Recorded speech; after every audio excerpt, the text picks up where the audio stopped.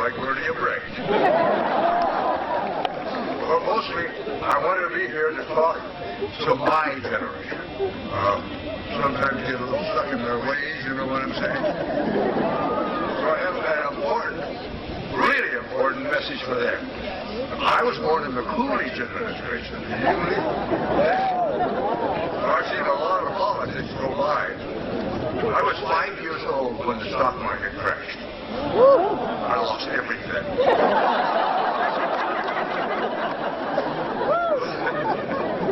What I wanted to say to my contemporaries, as Bernie said, in the 50s and 60s, real democracy was really working, as Bernie says, from the bottom up, like it was designed to. There were no economic crashes during those decades because the regulations were in place. And the American people moved together, took to the streets, and did something that the government wouldn't do. They got the Civil Rights Act passed. And they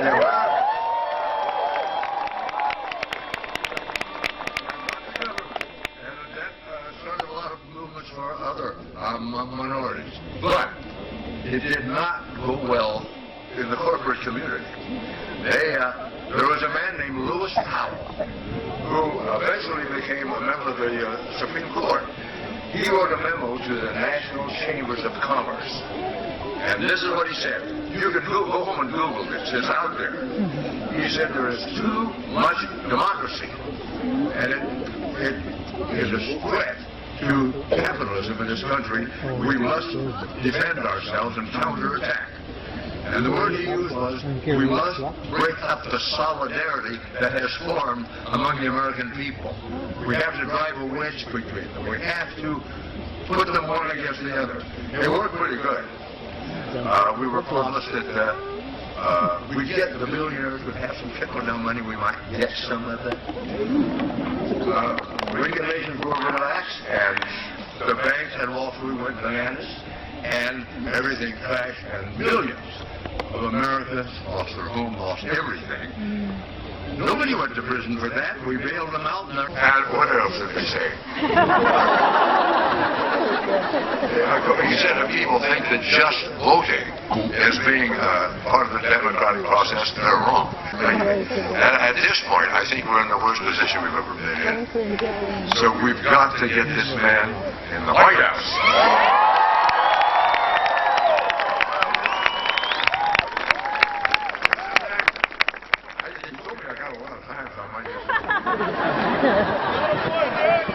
The people on the right talk about conservative values. I never quite understood what they were. Also, John Adams said, we need people of faith. He didn't mean particularly religious, but people who had some belief in some higher power. He felt that religious faith had a lot to do with the way people acted in this country. And I'm not as secular as anybody, but there is a secular movement now that's taking us away from our basic beliefs. And I'm not talking about the institutionalized church. I'm talking about individual people who have their own spirituality, and I know we all do.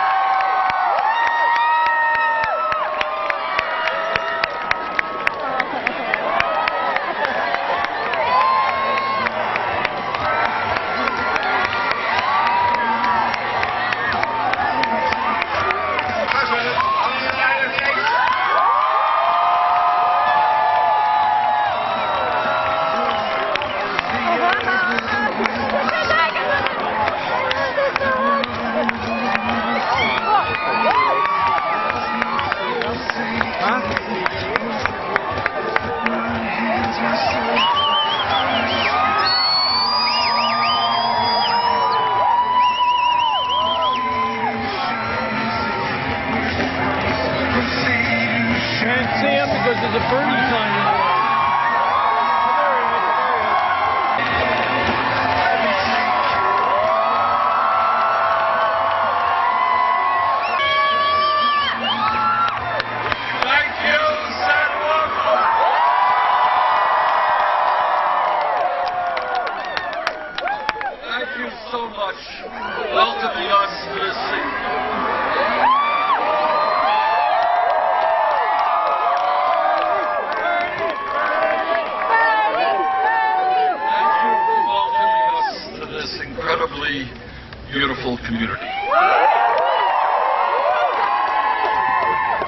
let me thank those who have gone on earlier.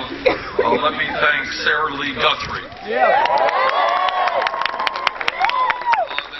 Sarah Lee is the granddaughter of Woody Guthrie. And Woody Guthrie, to my mind, is one of the great songwriters in the history of the United States of America. Among many, many other songs he wrote, This Land Is Your Land, which is kind of the theme of this campaign.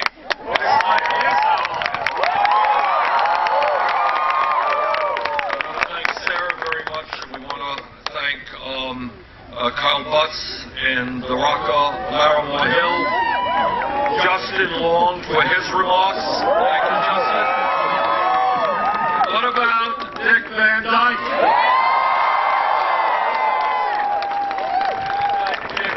Not only for being one of America's great entertainers, but also for the work that he has done in trying to make the United States a better nation. So, Dick, thank you for your time. Now, let me begin by saying that I challenged Donald Trump to a debate.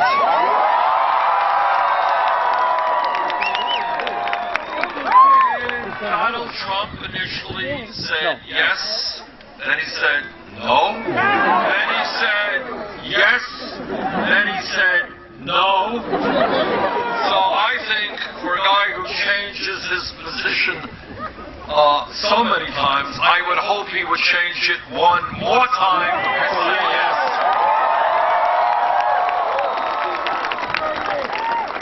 And the reason for that is I think that Mr. Trump has got to tell the American people why he thinks it is good for our country that we have a presidential candidate insulting Mexicans and Latinos.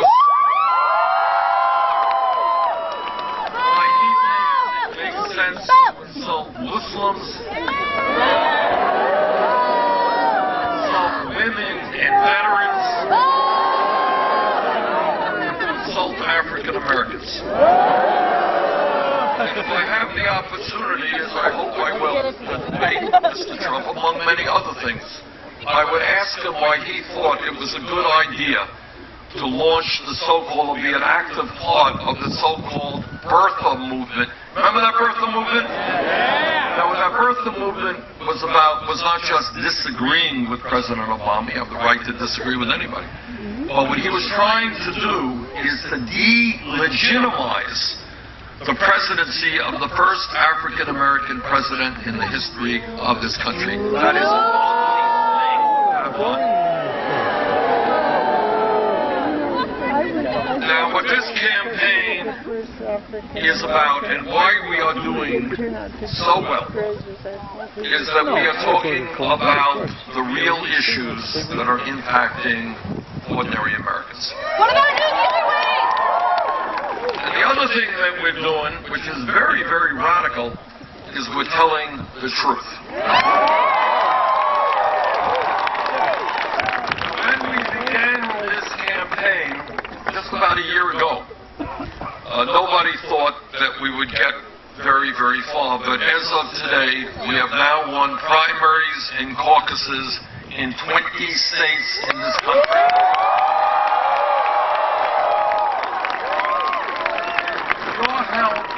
June 7th, we're going to win the biggest primary.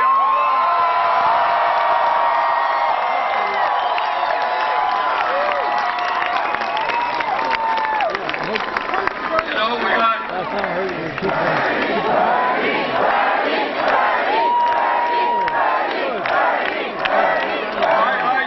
I come from a state, beautiful state of Vermont, which is very, very small.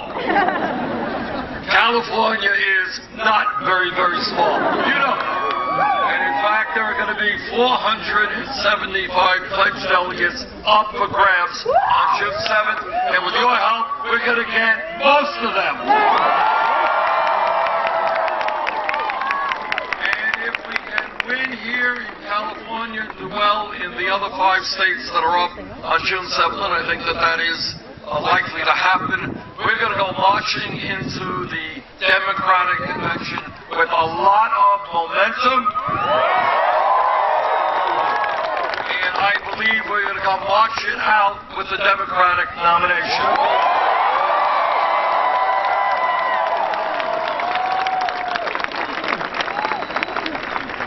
Given the fact that virtually every national and state poll that I have seen in the last 2 months has us beating Donald Trump and beating him by big numbers, I'm confident that we're going to win the general election.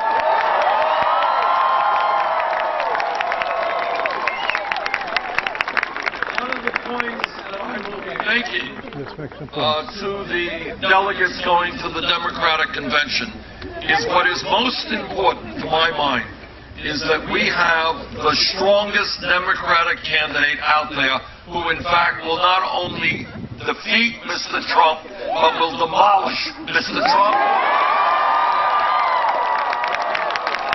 And I believe not just based on all of the polling, but based on the energy and the enthusiasm and the grassroots activism of our campaign, we are the campaign that will defeat Mr. Trump.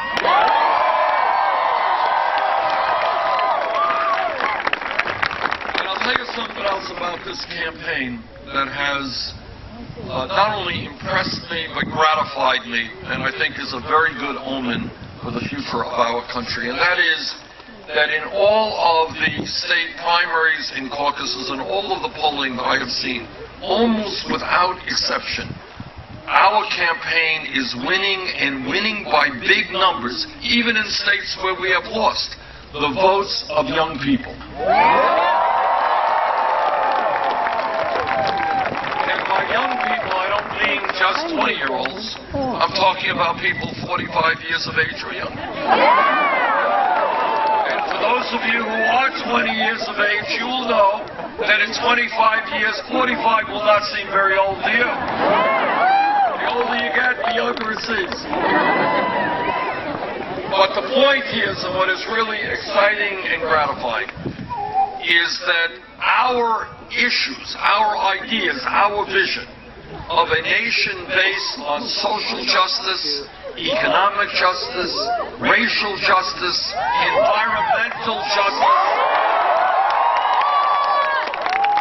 That is the vision of young people in America.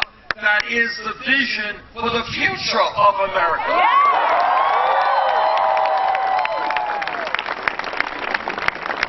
I love you, Trump's vision of trying to divide us up is not the future of America, and the American people know that.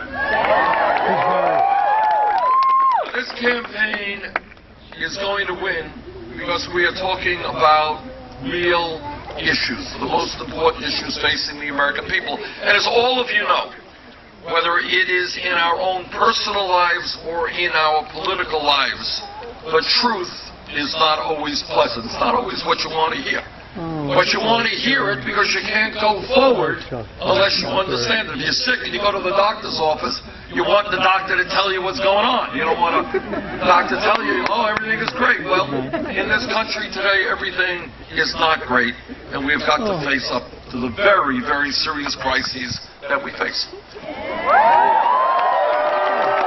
Crisis number one.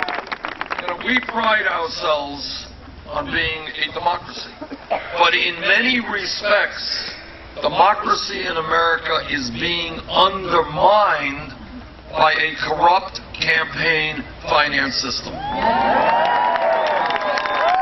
Democracy is not a very complicated process. It means that you have a vote, and you got a vote, and you got a vote. One person, one vote. That's democracy. Democracy does not mean that billionaires should be able to buy elections. Democracy is not about Hillary Clinton having a number of super PACs and raising tens of millions of dollars from Wall Street.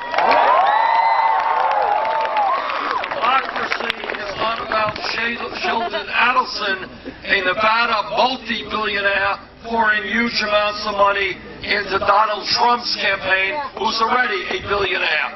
Our lesson, our message is that billionaires and Wall Street and drug companies will not buy elections. We are going to overturn citizens.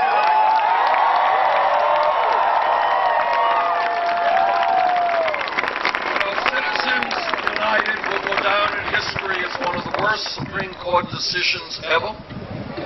What it said is to the wealthiest people and the largest corporations, it said, all right, you already own America. Now we're going to let you buy the United States government.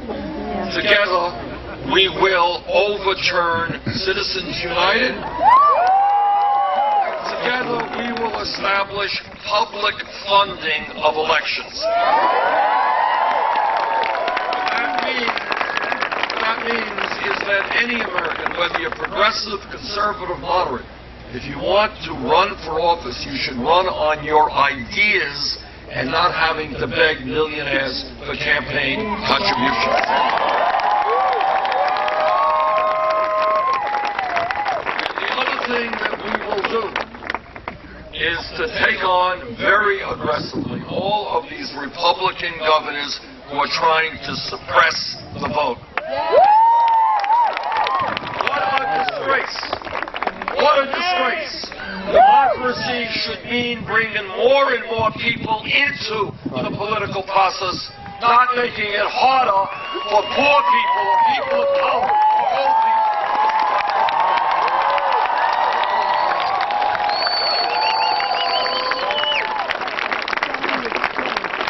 I say to all of those cowardly Republican governors, and that's what they are, they cannot participate in free and fair and open elections where everybody has the right to vote. They should get out of politics and get a different job.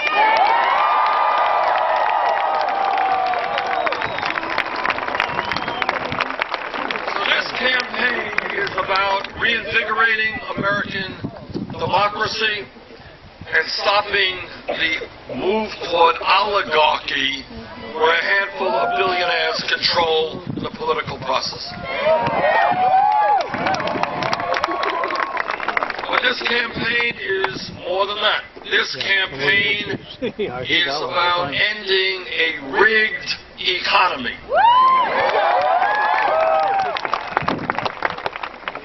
And here is what a rigged economy is about. Nationally, what it means is that the top 1/10 of 1% now owns almost as much wealth as the bottom 90%. Got that? A rigged economy is when the 20 wealthiest people, 20 people, not a lot, own more wealth than the bottom half of America, 150 million people. A rigged economy is when one family, the Walton family of Walmart, owns more wealth than the bottom 42% of the American people. And what a rigged economy means day by day is the absurdity of the Walton family, the wealthiest family in America, paying their workers wages that are so low that the middle class has to subsidize those wages because many of Walmart's employees are on food stamps and Medicaid.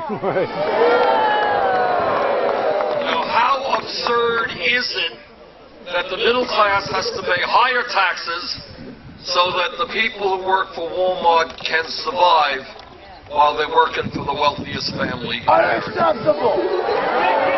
I say to the Walton family, get off of welfare, pay your workers a living wage.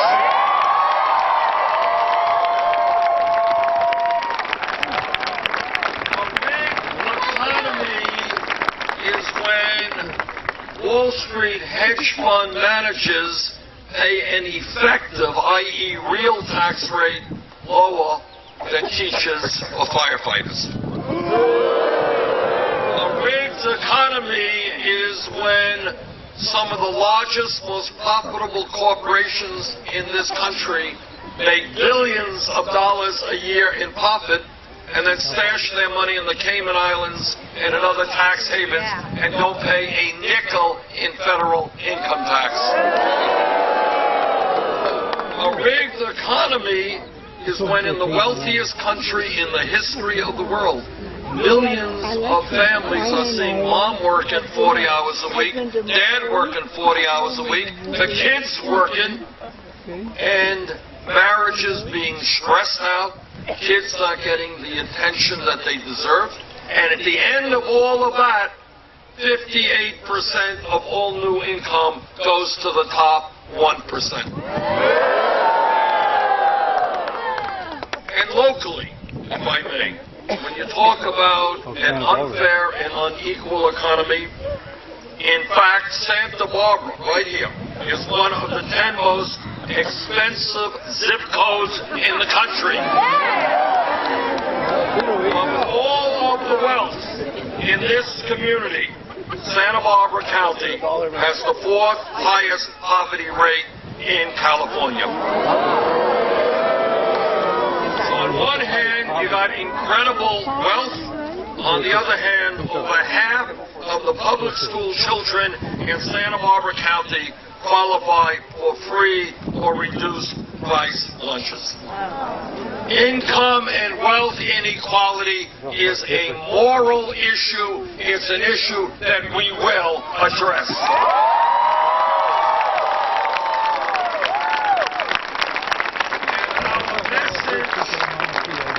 Our message to the billionaire class, our message to corporate greed is that they cannot have it all.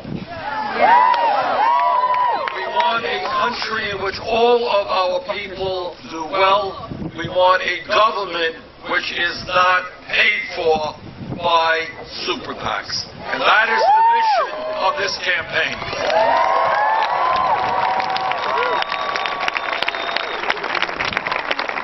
What does that mean? How do we create an economy that works for all of us and not just the 1%? For a start, what we proclaim loudly and clearly is that anyone in this country who works 40 hours a week should not be living in poverty. That is why together we're going to raise the minimum wage in every state in this country to $15 an hour.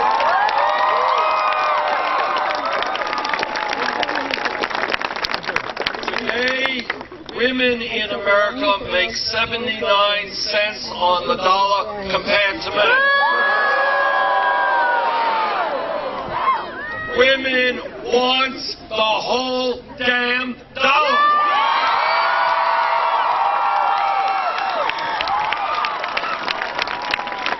I know that every man here today will stand with the women in the fight for pay equity.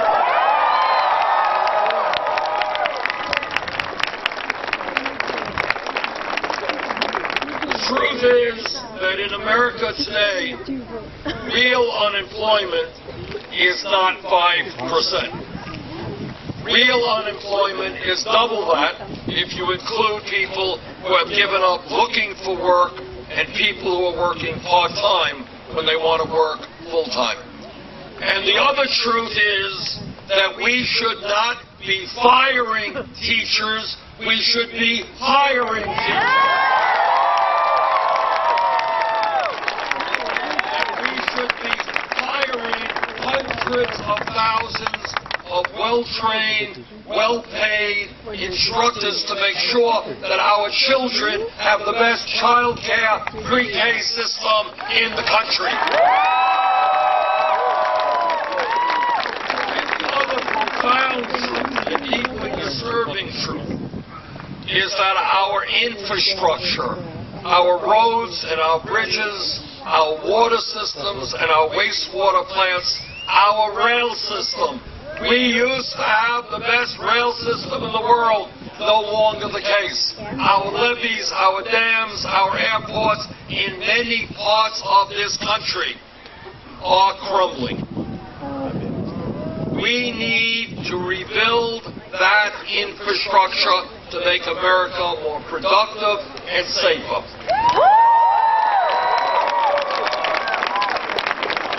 And we can put 13 million Americans to work at good wages, rebuilding our crumbling infrastructure, and that is exactly what I intend to do.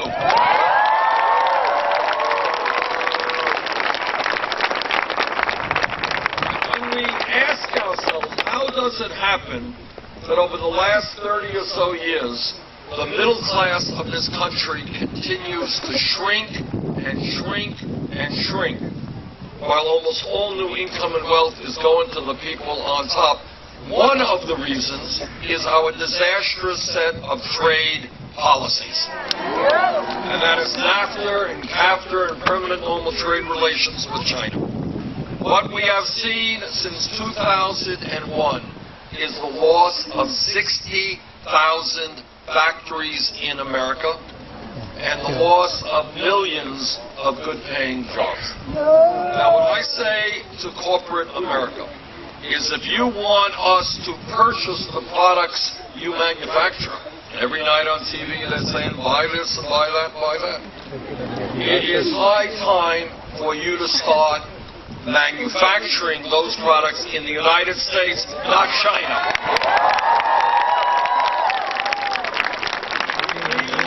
Trade policy that creates jobs here in America, not just in low-wage countries around the world.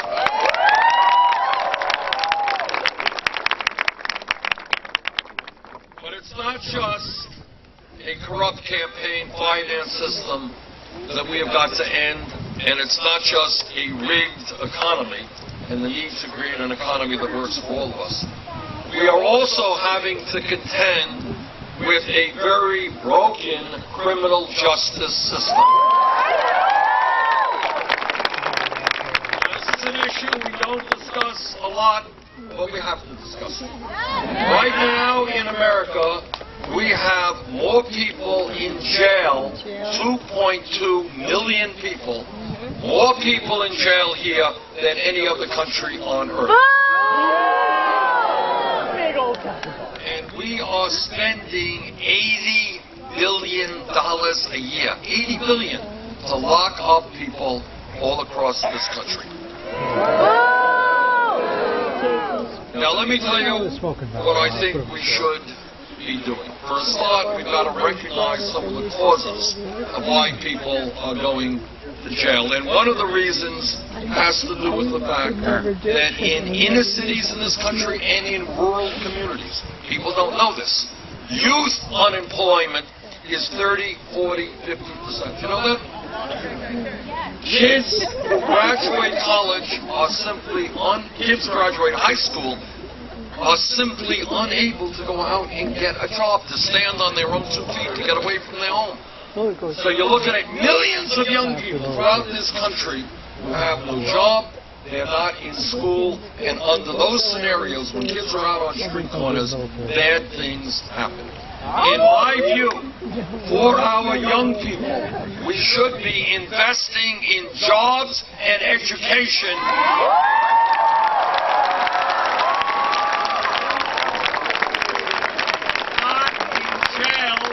Incarceration. What this campaign is about is thinking outside of the box, outside of the status quo. Ask ourselves, why in this great country we do not have the best educated population in the world, rather than have more people in jail than any other country.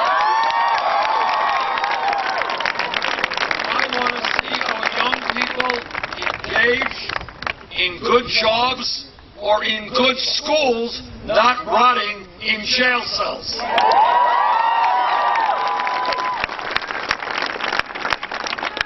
This campaign is also, and as president I will, take a very hard look at local police departments all across this country. That's what criminal justice reform is about. And we have got to understand that, and I know this, I was a mayor for 8 years in Burlington, Vermont, and I worked very hard with our local police department, and since I've worked with police officers all over this country in police departments. Truth is that the average police officer is honest, hard-working, and has a very, very difficult job. But what we also have to recognize is that if a police officer, like any other public official, breaks the law, that officer must be held accountable.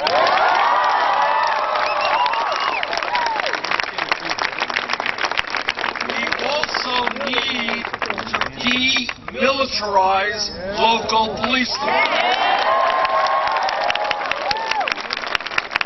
Police departments should be seen as part of the community, supportive of the community, protecting the community, not as an oppressive force intimidating the community.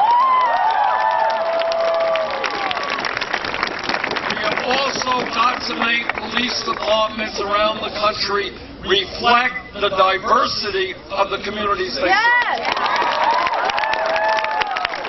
We also need a national law enforcement culture which says that lethal force, the shooting of somebody, is the last response, not the first response. And we have also got to ban corporate ownership of prisons and detention centers. There's something else that we have got to do, and that is we need to take a very hard look at the so-called war on drugs. It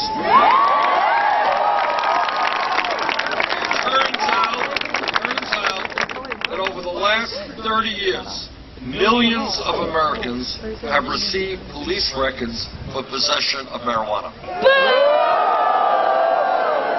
Now, getting a police record is no small thing.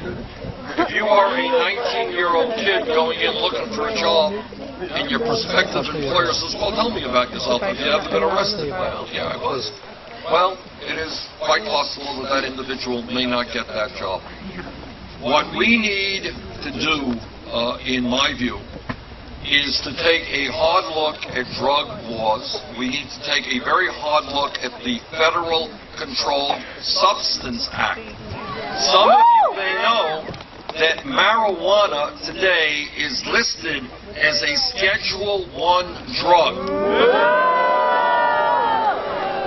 under the Federal Controlled Substance Act, right alongside heroin. I know, you know, everybody argues about the pluses and the minuses of marijuana, right? But nobody argues that heroin is a killer drug. My view is we should take marijuana out of the federal control.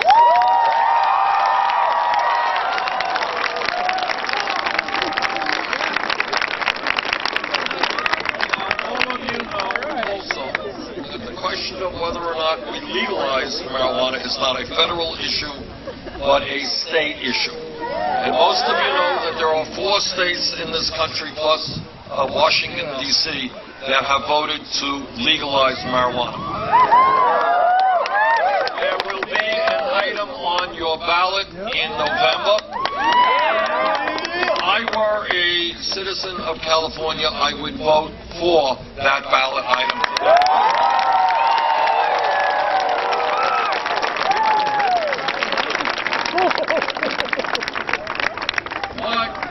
Above and beyond marijuana, it's important for all of us to recognize that we have a very, very serious crisis in this country in terms of the epidemic we're seeing with regard to heroin and opiate addiction.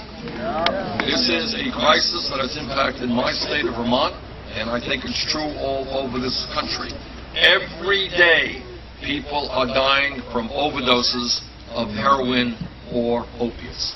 This is an issue we must deal with, but we must deal with it intelligently.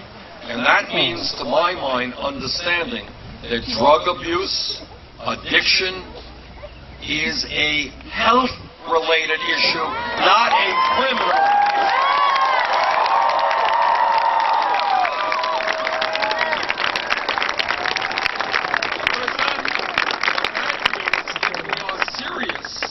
About addressing addiction problems and other health-related, mental health-related issues, then what we need is a revolution in mental health in America.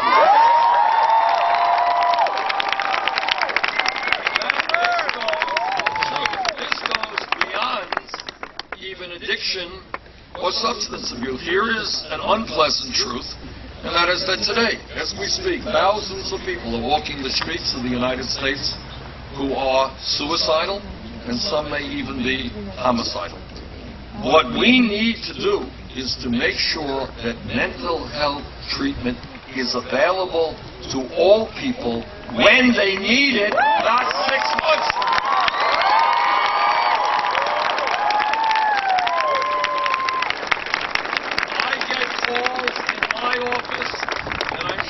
Senators all over the country get the same calls. And they're calls from family members who say, I'm worried. I'm worried about my brother. I don't know what he's going to do to himself. I don't know what he may do to somebody else. And we cannot get the help we need that we can afford. That is crazy stuff. And our job is to understand that mental health should be considered the same as all health-related issues.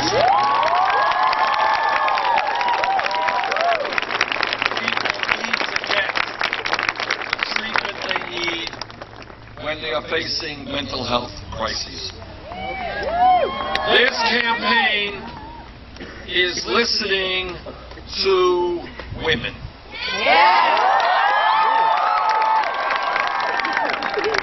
And women are telling me that they are tired of listening to Republicans running all over this country talking about family values.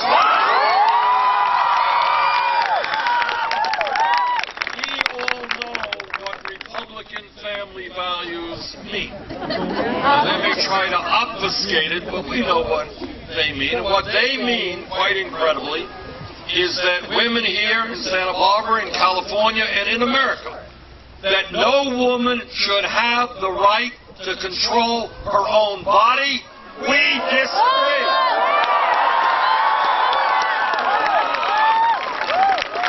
Republican family values, so-called, are also about telling our gay brothers and sisters they do not have the right to marry.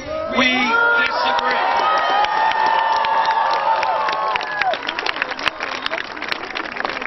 Now, Shane and I, yes, there was a sign up here someplace.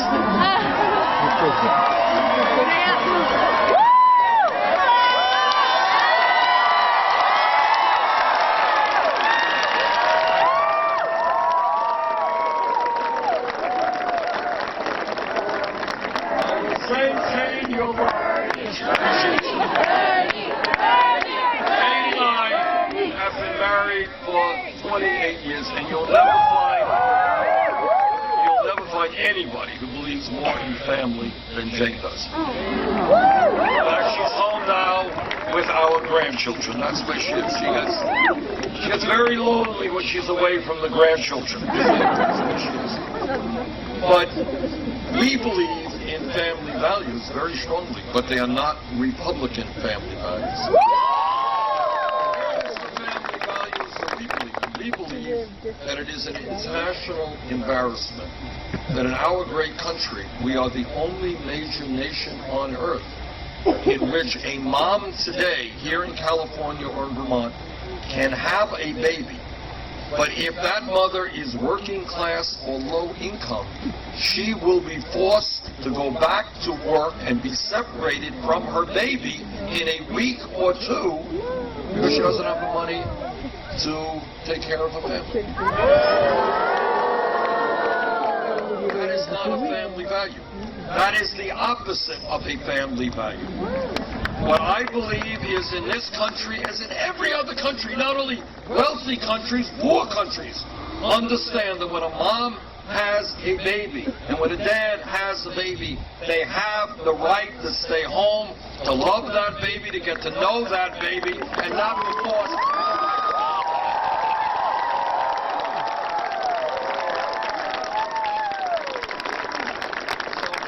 Family value is to guarantee paid family and medical leave 3 months every family.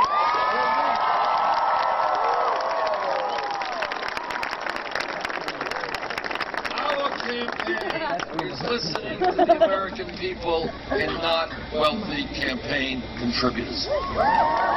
Some of the people we are listening to are senior citizens and disabled veterans and people with disabilities. Let me be as clear as I can be.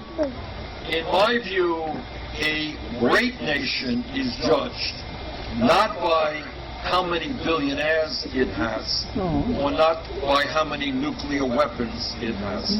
It is treated by how it responds to the needs of the weakest and most vulnerable people in that country.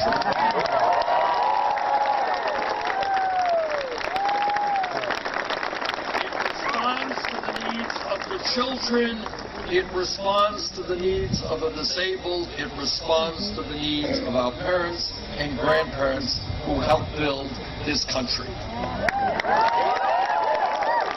now in this country, right now, California, Vermont, all over this country, we have millions of senior citizens. And by the way, this is not an issue that the media talks about, but it is a very true and painful reality. We have millions of seniors trying to make it on $10,000, $11,000, $12,000 a year Social Security. And you know what?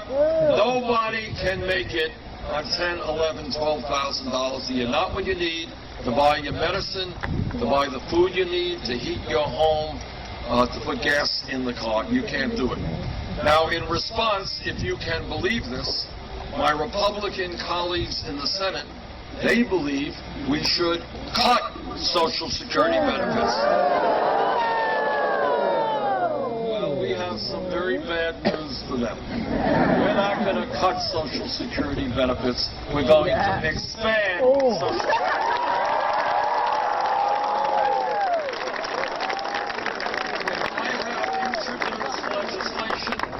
Lifts the cap on taxable income, brings more money into the Social Security Trust Fund, and increases by $1,300 a year the income of people living on less than $16,000 Social Security.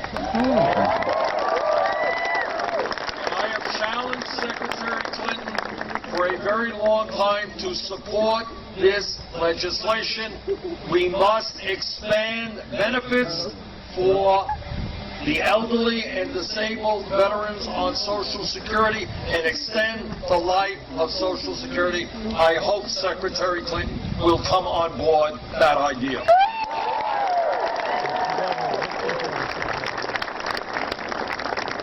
This campaign is listening to young people.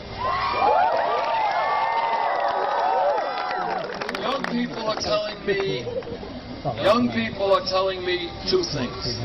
Number one, what they are very worried about is that for the first time in the modern history of this country, they may be ending up with a lower standard of living than their parents.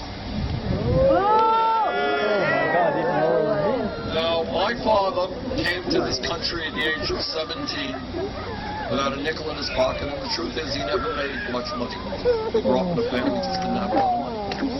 But he and my mom worked hard with the dream, the American dream, that their kids would do better than they did. And that, in fact, happened. That is the American dream. A dream that has inspired millions and millions of people. The belief that if the parents work hard, their kids will have an even better life than they have. Together, I say to the young people here, together we will not allow that American dream to die.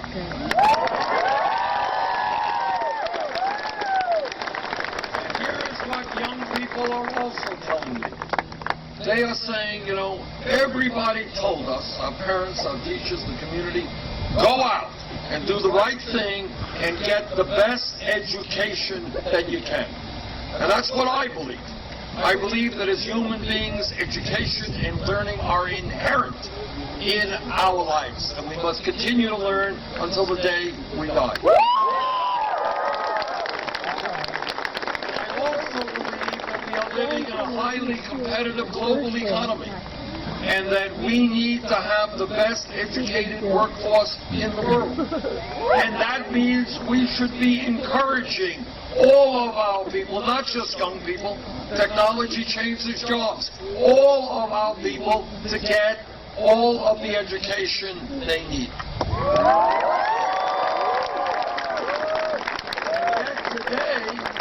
And yet today, there are hundreds of thousands of bright, qualified young people who can't get a college education because their families lack the money. And there are millions of others who left college, graduated, or dropped out deeply in debt. You may get me started. That is nuts. That is crazy stuff, not only for the people, the individuals, but for our country, which desperately needs a well-educated population.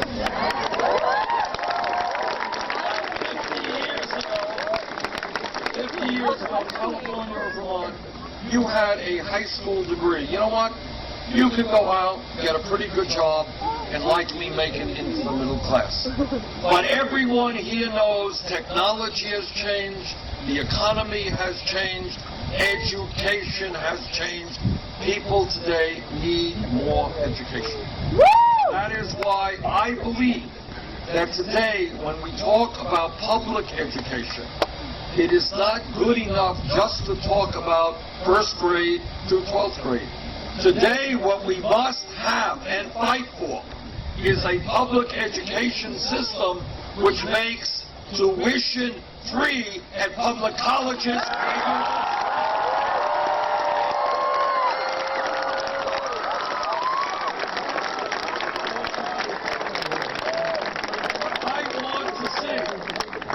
What I want to see is that every child in this country, kids who are in the 6th grade, kids who are freshmen in high school, to understand that if they take school seriously, if they study hard, if they do well, regardless of the income of their family, yes, they will be able to get a college education.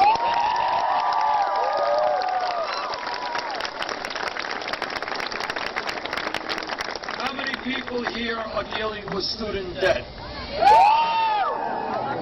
I should have rephrased that question and asked if there's anybody here not dealing with student debt.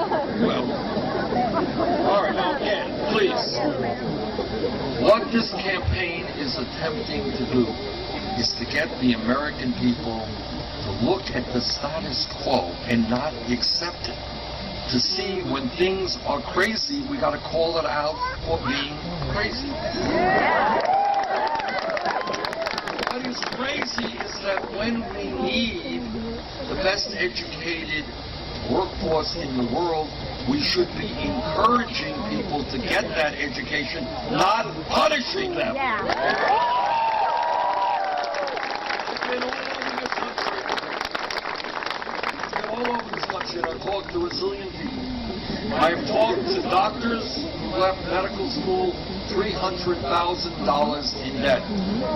We have a dental crisis. Dentists leaving dental school $400,000 in debt. Young people dropping out of college after 2 years, $60,000 in debt. A guy in Nevada who's 55 years of age, he's been paying off his student loan for 25 years. He's more in debt today than he was when he took the loan. In my view, for those people who have student debt, we should allow them to refinance that debt at the lowest interest rates they can find.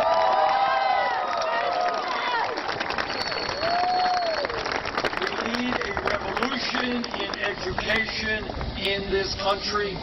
We need to radically improve child care. We need to radically improve public education. And we need to make public colleges and universities free.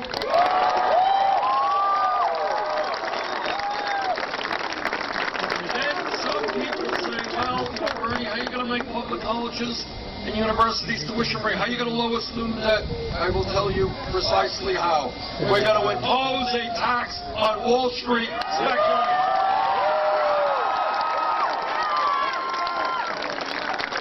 The establishment of Wall Street. I'm not anxious to hear it.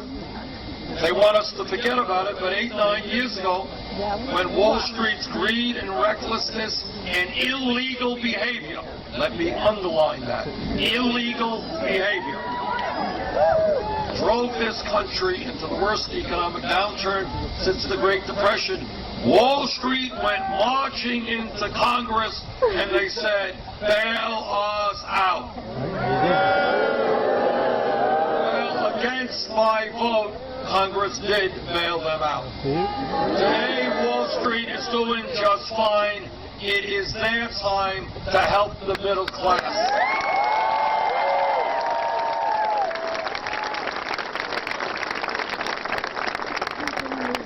This campaign is listening to the Latino community.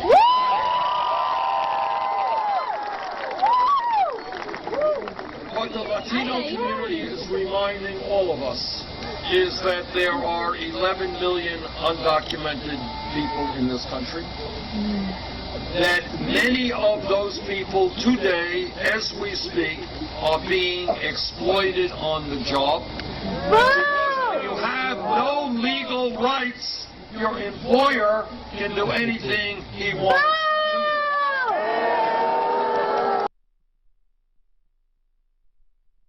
In southern West Virginia, where the life expectancy, how long people are living, is actually in decline.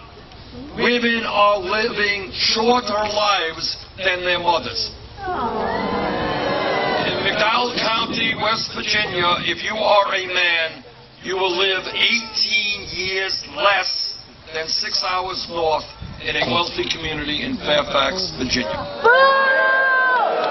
In other words, one of the secrets that we don't talk about in America is that tens of millions of people are living in poverty and often in dire poverty. And what happens when you are living in poverty, it's not just that you can't afford a flat screen TV or go to a fancy restaurant. That's not the issue. The issue is that when you are struggling to put food on the table for your children, or to get the prescription drugs you need to stay alive, you are living under enormous pain and stress, which takes a severe toll on your mind and on your body. There is an expression by physicians called the physiology of poverty. Physiology of poverty. What it does to people who have to live in incredible stress, not knowing if they'll have enough money to put gas in the car to get to work, and if they can't get to work, their entire life is shattered. People by the millions are living under that kind of stress. And many of them are disproportionately African American, Latino, and Native Americans. And what they are asking me, what those communities and people are asking me, how does it happen that we have trillions of dollars to spend on a war in Iraq we never should have gotten into?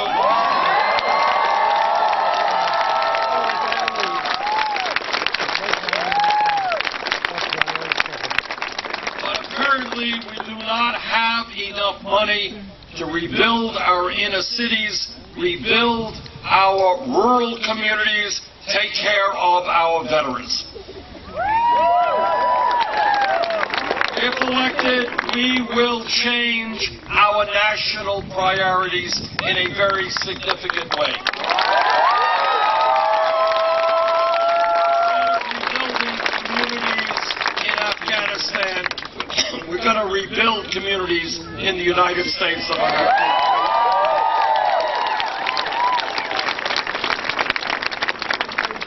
This campaign is listening to a people whose pain is almost never heard, and that is the Native American community. Everybody here knows that the first Americans, before this country even became a country, when the settlers first came here, Native Americans were lied to, they were cheated, and treaties they negotiated were abrogated. Right now, as all of you know, we owe the Native American people a debt of gratitude that we can never fully repay.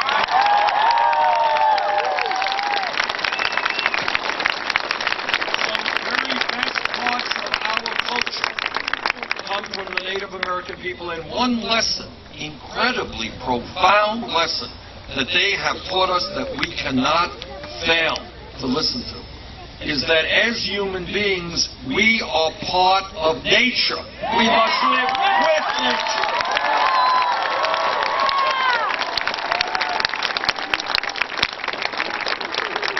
And that if we continue to destroy nature, we are ultimately destroying the human species.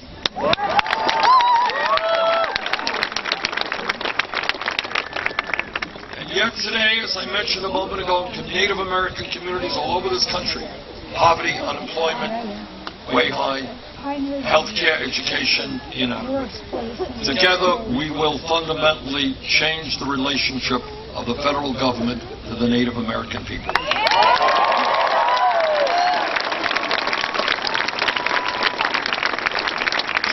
I am a member of the U.S. Senate Committee on the Environment.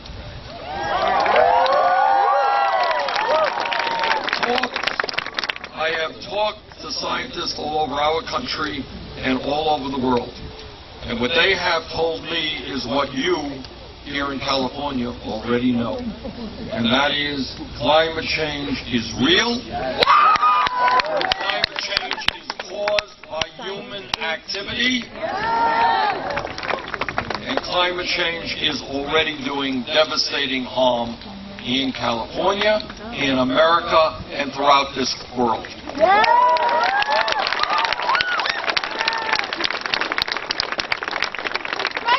In my view, we are, what are we? We are the custodians of this planet. That's who we are. We have a moral responsibility to leave this planet in a way that is healthy and habitable for our kids and future generations. I don't want somebody here to be having a conversation with his or her grandchild 30, 40 years from now, and that grandchild says to you, "Grandfather, didn't you know? Didn't you listen to what the scientists were saying? Why did you leave this planet to us in the condition that it is?" And what the scientists are saying, almost unanimously, is that if we do not get our act together, if we do not transform our energy system away from fossil fuel and into energy efficiency and sustainable energy, what they are predicting without any hesitancy is that this planet is going to be warmer by 5 to 10 degrees Fahrenheit by the end of the century.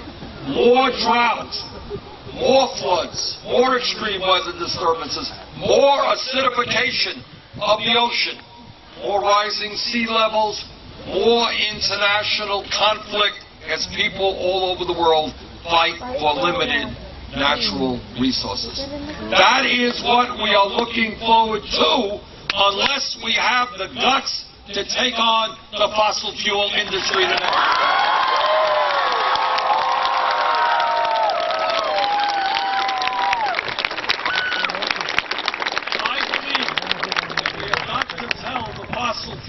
industry that their short-term profits are not more important than the future of this planet. And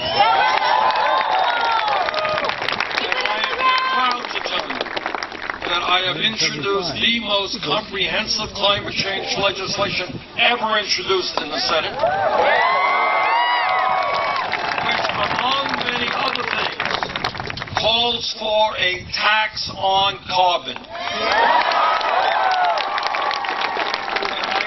Very much that Secretary Clinton would join me in telling the fossil fuel industry that what they are doing is unacceptable and unsustainable, and yes, we are going to impose a tax on carbon.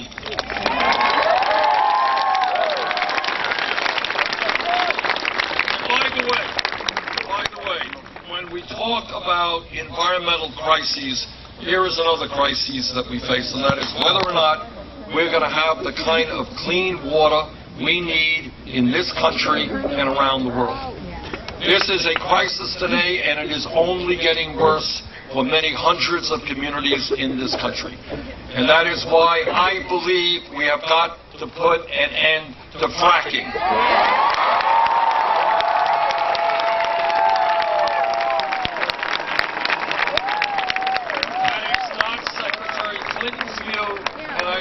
She changes her mind on that. When we talk about what this campaign is trying to do, we're talking about what the honest and real needs are of human beings. We all know we need good food, we need to breathe clean air, we need clean water, we need a roof over our heads. But you know what else we need? We need health care as a right for all people.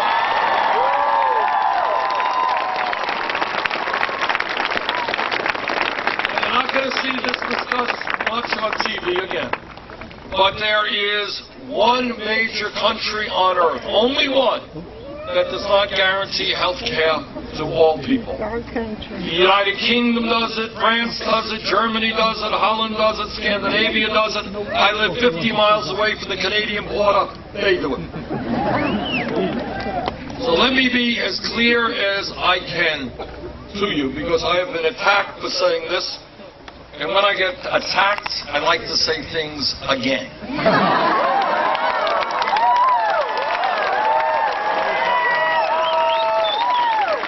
I like to get my opponents even more nervous. So let me be as clear as I can be. I believe that health care is a right for all people, not a privilege.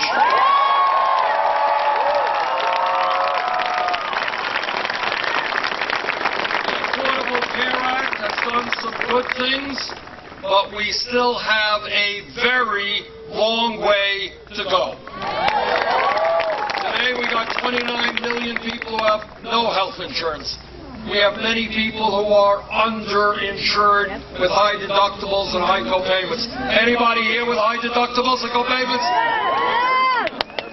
And guess what? Every one of us is being ripped off by the unconscionable greed of the pharmaceutical industry.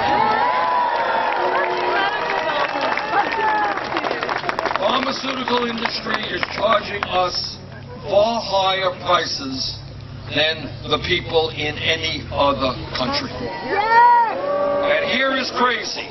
Crazy is 1 out of 5 Americans getting a prescription from their doctors and not being able to fill that prescription. Crazy are senior citizens in California cutting their pills in half because they don't have the money to buy the medicine they need. Crazy is last year the top 5 drug companies making $50 billion in profit. Crazy is the United States spending far, far more per capita on health care than any other nation on earth, and often not getting as good health care outcomes.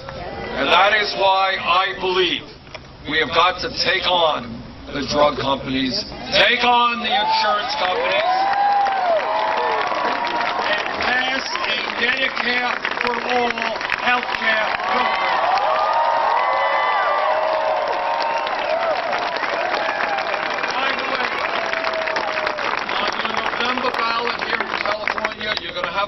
proposition which will, if passed, result in lowering prescription drug costs in California. I think it is a very important step forward in telling the pharmaceutical industry, stop ripping us off. Everybody here knows a very fundamental reality of American political history, and that is real change never takes place from the top on down. It always takes place from the bottom on up. It always takes place when billions of people are prepared to stand up for justice. It's the history of the trade union movement in this country. It is the history of the civil rights movement in this country. It is the history of the women's movement in this country.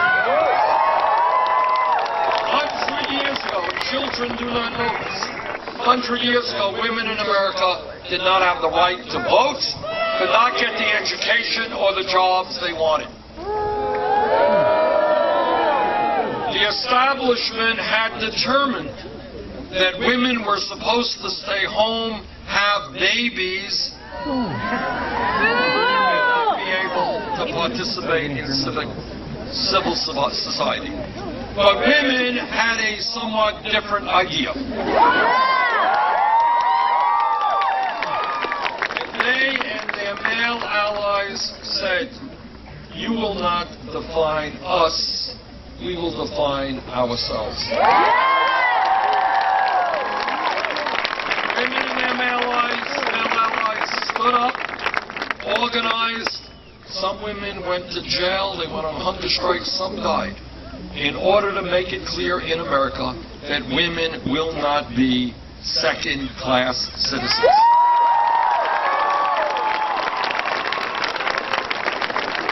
If we were here 10 years ago, somebody jumps up and says, "You know, Bernie, I think that gay marriage will be legal in every state in this country by 2015.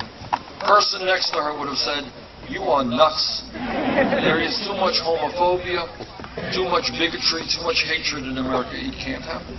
But what did happen is that the gay community and their straight allies stood up all over this country.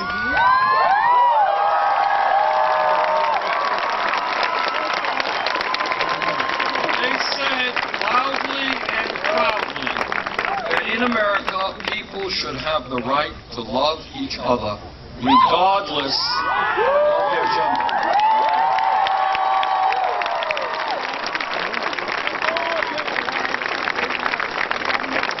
That is, in a sense, where we are right now. I'd be happy with The establishment is telling every person here, look, you got to think small, not big. It's impossible to create the country we want. You know, you got to say, well, you know, maybe we can do a little here, a little there. Maybe we won't throw 25 million people off of health insurance. Maybe we'll only throw 15 million people off. Maybe instead of cutting food stamps, we'll only cut education. You know, maybe we won't increase carbon emissions quite so much. Those are not the options that we have got to accept. The reason they get away with murder is they make people feel weak and incapable of making real change. Our job is to reject that kind of thinking.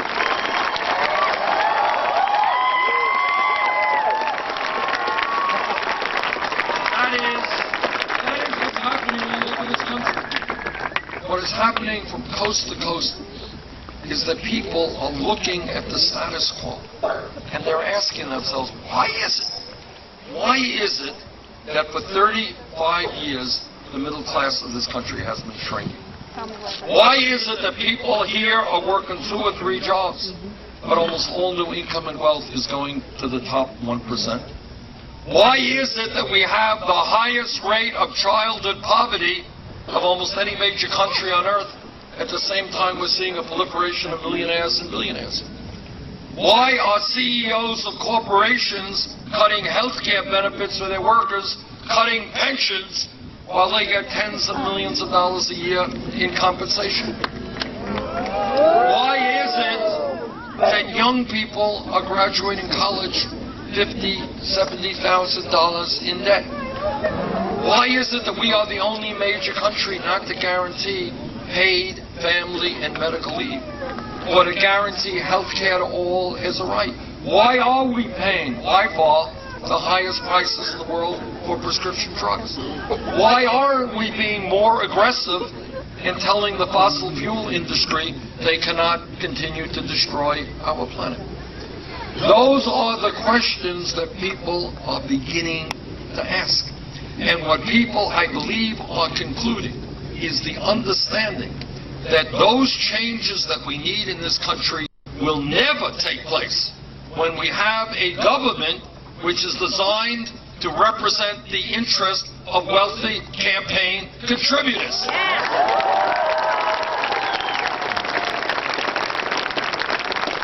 People who get elected with super PAC money, people who get elected with the help of millionaires and billionaires and large corporations, they are not going to transform this country.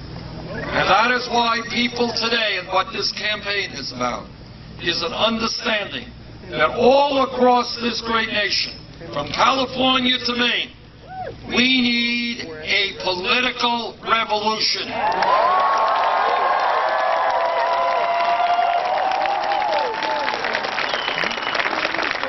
We need billions of people engaged in the political process in a way that we have not seen for a very long time. We need people to create a government which represents all of us, not just the 1%.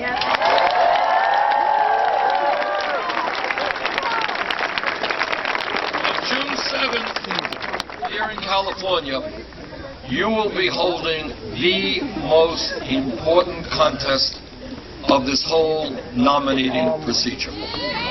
475 delegates are up for grabs right here on June 7th. This is what I have found throughout this campaign.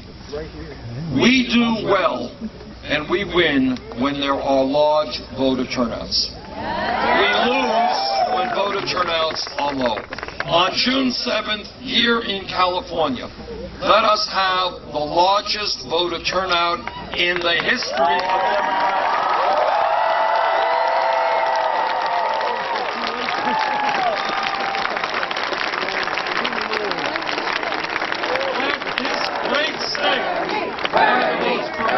States in the United States. Tell the world you are prepared to go forward with a political revolution.